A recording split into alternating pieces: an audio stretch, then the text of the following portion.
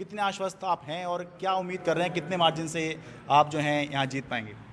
मौर्य जी भी आए हैं उप मुख्यमंत्री, और योगी जी की अपनी एक शैली है।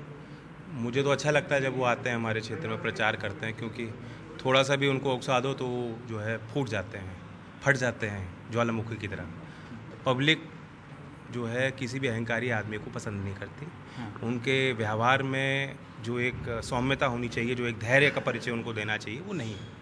और इसलिए बागपत वो आए, उन्होंने खूब गाली गलौज करी, चौधरी अजीत सिंह जी के लिए कुछ ऐसी बातें कहीं जो लोगों को पची नहीं होंगी। और उससे अगर आप देखेंगे जब विश्लेषण बाद में होगा, मैं समझता हूँ उससे हमारा कार्यकर्ता हमारे पक्ष में मतदान कराने में जो है उसने और मेहनत करी है। एक मुद्दा जो आपने उठाया गन्ने की पेमेंट का, गन्ने के भुगतान का, सत्यपाल सिंह जो केंद्रीय मंत्री भी हैं, यहाँ से सांसद हैं अभी, वो ये कह रहे हैं कि पहले से स्थिति में काफ़ी सुधार है, इसलिए ये कोई मुद्दा नहीं है, केवल आप ही उठा रहे हैं, कोई मुद्दा है नहीं। अब देखिए, आंकड़े अपनी जगह हैं। 15,000 करोड़ का बकाया है, उनके लिए वो मुद्दा नहीं होगा। जिस किसान के लिए 50, 60, 70 हज़ार रुपये बकाया है, उसके खर्चे नहीं रोक रहे, सरकार उसी का दरवाज़ा खटखटा के मांग भी रही है, वसूल भी रही है, धमकी भी दे रही है, उस किसान के लिए वो बहुत बड़ा मुद्दा है। और ये मुद्दा कोई बनावट का नहीं है।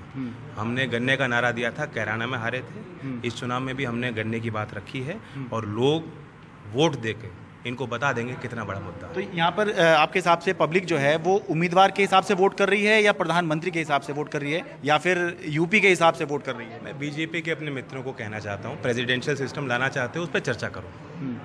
क्या वो हमारे लोकतंत्र के लिए अच्छा है या बुरा है? क्या हम केंद्रीकरण चाहते हैं या विकेंद्रीकरण करना चाहते हैं? लोकतंत्र के जो संस्थाएं हैं उन पे सरकार ने लगातार प्रहार किया। अब वो ये दिखाना चाहते हैं कि सिर्फ मोदी जी हैं, उसके अलावा कोई विकल्प नहीं है। तो फिर अब बंद कर दो, एमपी का चुनाव क्यों कराते हो? सीधा एक राष्ट्रपति का चुनाव करा दो, वो मोदी जी हैं, और उनके सामने कौन है?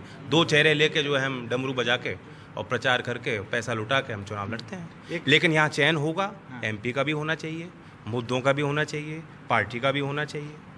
ये जो है जनता के मन में है।